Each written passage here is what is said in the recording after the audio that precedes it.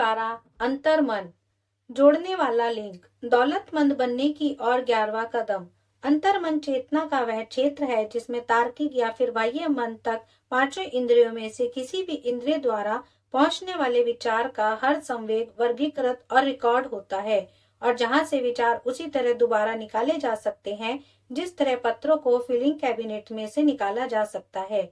यह छवियों या विचारों को ग्रहण करता है और उन्हें फाइल करता है, चाहे उनकी प्रकृति कैसी भी हो। आप अपने अंतर्मन में किसी भी ऐसी योजना, विचार या लक्ष्य को स्वैच्छिक रूप से डाल सकते हैं जिसे आप इसके भीतर भौतिक या आर्थिक रूप में रूपांतरित करना चाहते हो। अवचेतन मन सबसे पहले उन प्रबल इच्छाओं के अनुसार कार्य करता है जब उनमें विश्वास जैसी भावनाओं का समावेश हो।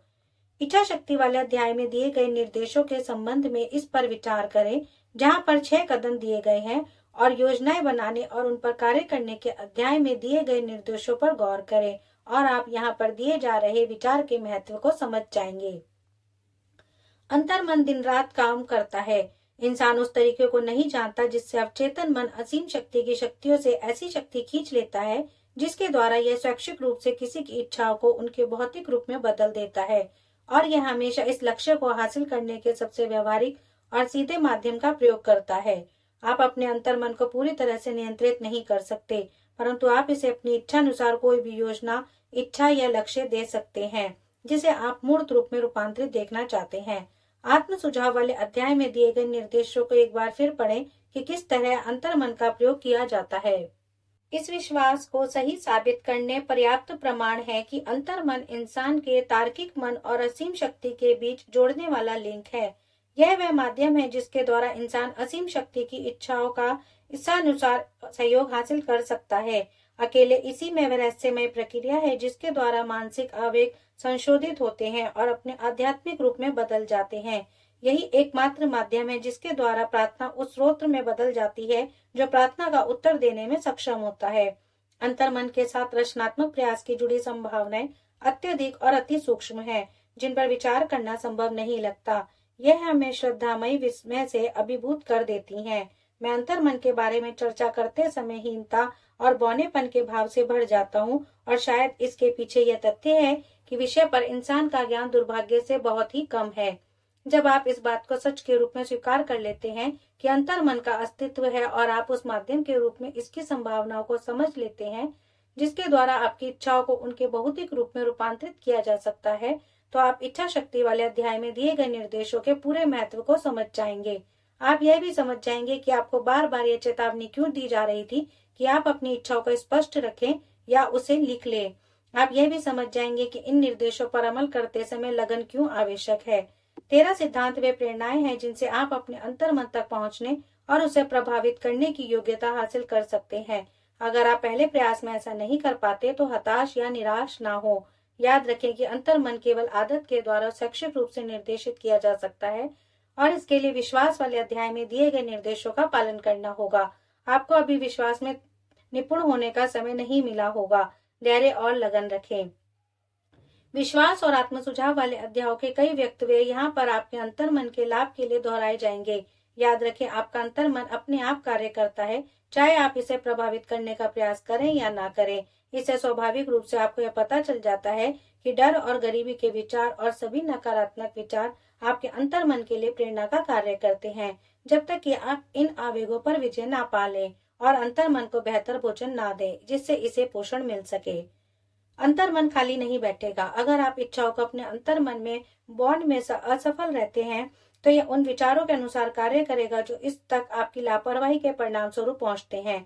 हमने पहले ही स्पष्ट कर दिया है कि नकारात्मक और सकारात्मक दोनों ही तरह के विचार लगातार अंतर्मन तक पहुंच रहे हैं, जो उन 4 स्रोतों में पहुंच रहे हैं जिनका जिक्र हमने सेक्स रूपांतरण वाले अध्याय में किया है। अभी के लिए इतना ही पर्याप्त है कि आप ये याद रखें कि आप हर दिन जिस तरह जी रहे हैं कि आपको यह पता ही नहीं है कि आपके अंतर्मन तक किस तरह के विचार पहुंच रहे हैं। इनमें से कुछ विचार नकारात्मक हैं तो कुछ सकारात्मक हैं। आप जब नकारात्मक विचारों के प्रभाव को रोकने की कोशिश करने में संलग्न हैं ताकि आप इच्छा के सकारात्मक संवेग की मदद से अपने अंतर्मन को प्रभावित कर सकें। जब आप ऐसा कर लेते हैं तो आपके पास वह कुंजी होगी जो आपके अंतर्मन का द्वार खोल देगी। यही नहीं, आप उस द्वार को पूरी तरह नियंत्रित कर सकेंगे ताकि कोई अवांछित विचार आपके अंतर्मन को प्रभावित ना कर सके। इंसान जो कुछ भी बनाता है वे विचार के रूप में शुरू होता है। इंसान कोई भी ऐसी चीज नहीं बना सकता जिसके बारे में उसने अपने विचार में कल्पना ना की हो। कल्पनाशीलता की मदद के द्वारा विचार योजनाओं के रूप में इकट्ठे होते हैं। नियंत्रण में रहने पर कल्पनाशीलता का प्रयोग योजना या लक्ष्य बनाने के लिए भी किया जा सकता है, जो किसी को अपने चुने हुए व्यवसाय या काम में सफलता दिलाती है। सभी विचार जिनका उद्देश्य भौतिक रूप में रूपांतरण हो और जिन्हें स्वैच्छिक रूप से अंतर्मन में बोया जाए, कल्पनाशीलता के माध्यम से गुजरने चाहिए और उनमें विश्वास का मिश्रण होना चाहिए।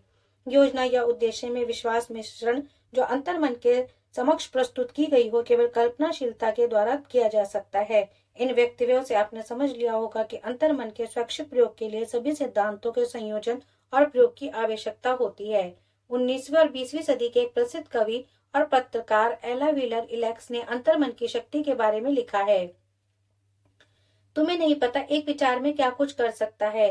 तुमसे घृणा भी करा सकता है और मोहब्बत भी दिला सकता है। विचार वह तत्व है जिसमें हवादार पंख हैं और वे बड़ी गति से चलते हैं। वे ब्रह्मांड के नियम को पूर्णतः अनुसरण करते हैं। यह अपनी तरह का इकलौता तत्व है। वह सब आपकी जिंदगी में वापस आता है जो भी आपके मन से गुजरता है। श्रीमती विलकॉक्स को यह बात अच्छी तरह से पता थी कि जो विचार व्यक्ति के मन से होकर गुजरता है, अगर वह अंतर्मन में ठहर जाता है तो वह एक चुंबक की भांति काम करने लगता है और उन पर वे विचार भौतिक रूप में जरूर रूपांतरित होंगे। विचार वे तत्व हैं जिनकी ऊर्जा को हम भौतिक रूप में रूपांतरित कर सकते हैं।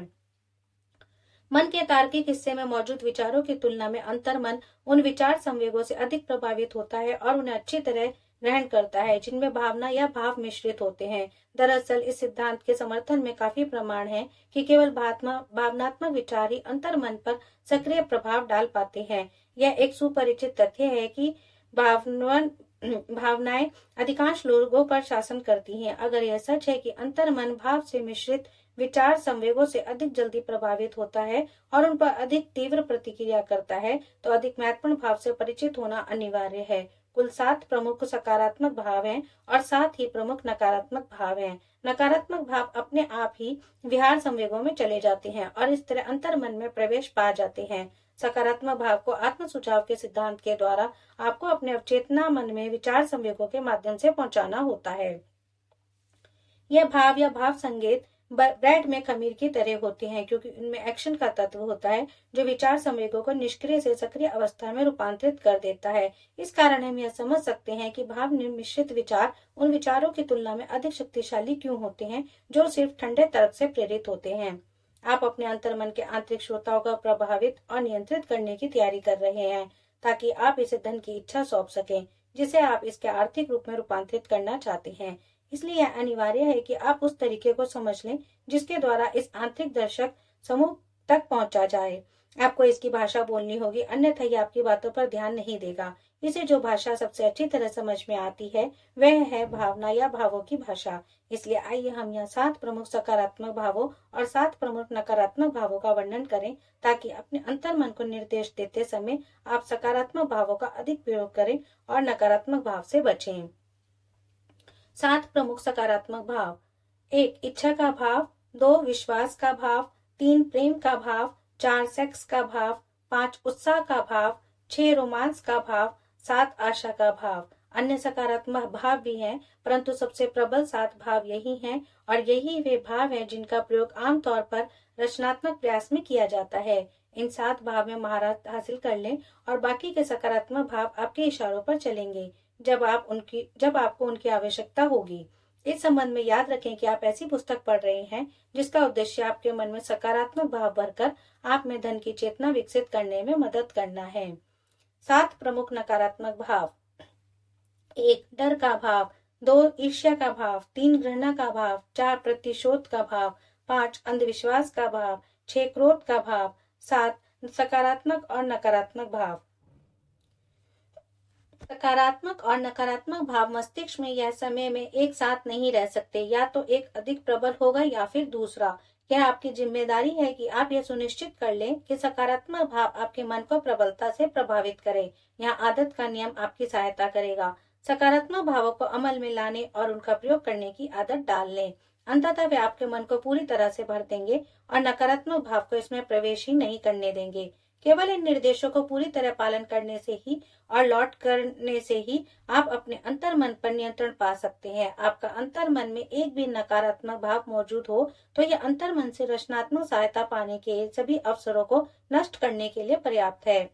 अगर आप अवलोकन करने वाले व्यक्ति हैं तो आपने देखा होगा कि अधिकांश लोग केवल तभी प्रार्थना का सहारा लेते हैं जब बाकी हर चीज असफल हो जाती है या फिर वे अर्थहीन शब्दों के कर्मकांड के द्वारा प्रार्थना करते हैं। और चूंकि यह एक तथ्य है कि अधिकांश लोग केवल तभी प्रार्थना करते हैं जब उन्हें बाकी सभी तरफ से असफलता मिलती है, तो प्रार्थना करते समय उनके मन डर और शंका से भरे होते हैं, जिन भाव के अनुसार अंतर्मन कार्य करता है और इन्हें असीम शक्ति तक प्रेषित कर देता है।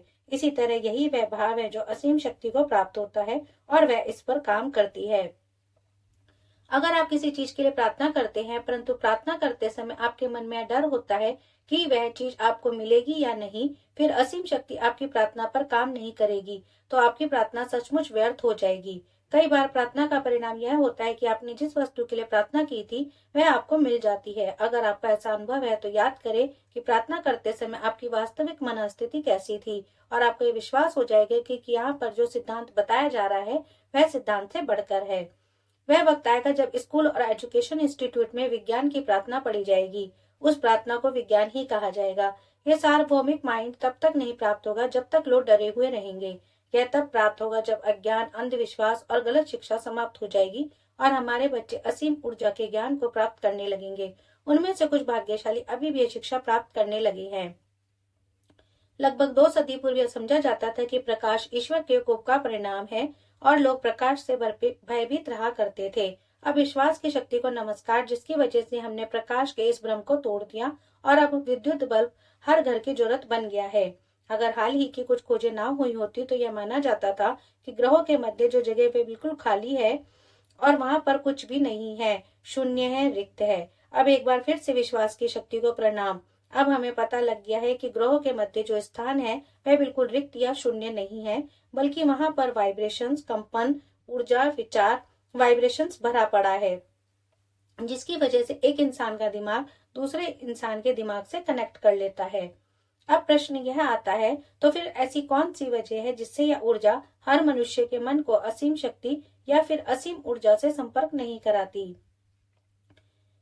मनुष्य के तार्किक मन और असीम शक्ति के मध्य ऐसा कोई भी टारगेट नहीं है जो दोनों को आपस में संपर्क करने से रोक सके। बस आपके धैर्य, विश्वास, दृढ़ता और एक मजबूत चाहत होनी चाहिए जो असीम शक्ति से संपर्क स्थापित कर सके। सिर्फ हाथ जोड़कर प्रार्थना करने से कोई फायदा नहीं होने वाला। असीम शक्ति का कोई प्रतिनिधि नहीं है जो प्रार्थना की वजह से आपको उससे संपर्क स्थापित करने में मदद करेगा। या तो आप खुद सीधे संपर्क करें या फिर ना स्थापित करें। आप प्रार्थना की ढेर सारी किताबें खरीद कर ला सकते हैं और उन्हें कयामत तक पढ़ सकते हैं, पर कोई फायदा ना मिलने वाला। ये विचार जिनसे आप असीम शक्ति या फिर असीम ऊर्जा से संपर्क स्थापित करना चाहते हैं, तो वे अंतर्मन की उसी प्रक्रिया से होकर गुजरेंगे, तभी असीम शक्ति से संपर्क स्थापित हो सकता है। असीम शक्ति से संपर्क स्थापित करने का बिल्कुल वही प्रक्रिया है जिस सिद्धांत पर रेडियो, टीवी या फिर मोबाइल काम करते हैं। कोई ऑडियो या वीडियो तब तक नहीं सुनाई दिखाई दे सकता जब तक वह बढ़कर या फिर घटकर उस आवृत्ति में नहीं पहुंच जाती जिसे इंसान सुन या देख सकता है। सिर्फ इसी आवृत्ति में वीडियो देखा या सुना सकते हैं।